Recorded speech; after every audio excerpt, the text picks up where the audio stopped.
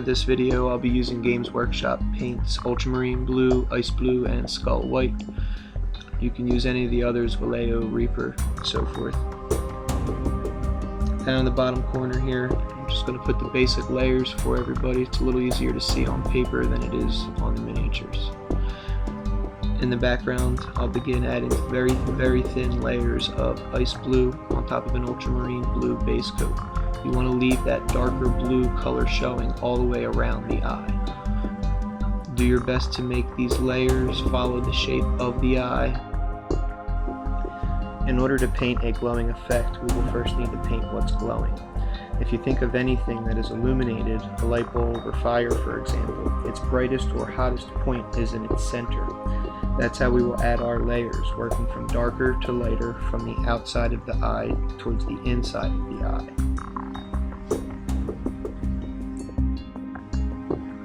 There are many different techniques for achieving smooth transitions between colors. I sort of layer and wet blend at the same time in this video, going back and forth with the colors until I'm happy with the results. I use Vallejo Glaze Medium 50/50 with Flow Improver as my thinner. Vallejo Glaze Medium slows down the drying time of the paint enough to allow for some blending. I highly recommend this medium. Any ratios you see in this video are merely general guidelines. Your ice blue may need more or less dilution for any number of reasons. You're aiming for a consistency slightly thinner than milk. Now that we're finished the eyes on paper, we can start with the blue glow. First we add layers of ultramarines blue. You want to thin this down a little bit more than usual.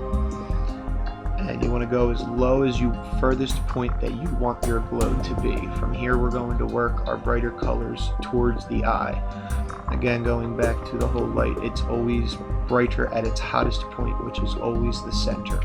So we're working towards what is ever casting off the glow at the moment. You'll see here I'll add in very thin layers of ice blue, very close to the eye.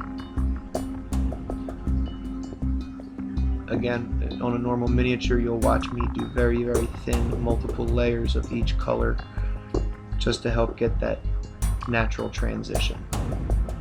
I do jump a little fast on the paper, of course.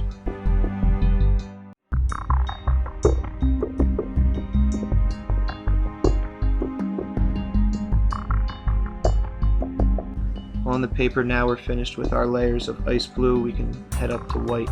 It's up to you whether you want to mix your white with the ice blue or just jump straight to white. For the miniature in the beginning of this video I painted for Marneus. Those eyes were painted by mixing white with the ice blue for the final layers, which gave it a much more subtle effect.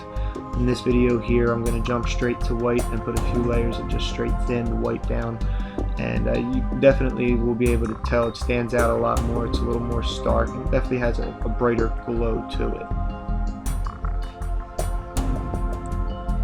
Here's a quick mock-up I made in paint just in case it's hard to see what I'm doing. Again, just the general layers. You're going to use very thin paints and just do it back and forth until it looks right. So that's pretty much it.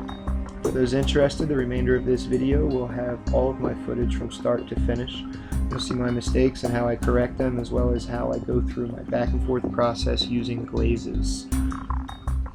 Really hope everybody's enjoyed it. Especially hope somebody can take something from this or maybe even feels inspired. If you have any questions, just leave them in a comment below. I always reply to all of my comments. And if you liked the video, click the like button, and if you liked it a lot, subscribe to me, guys. I got more coming out. Thanks for watching, everybody.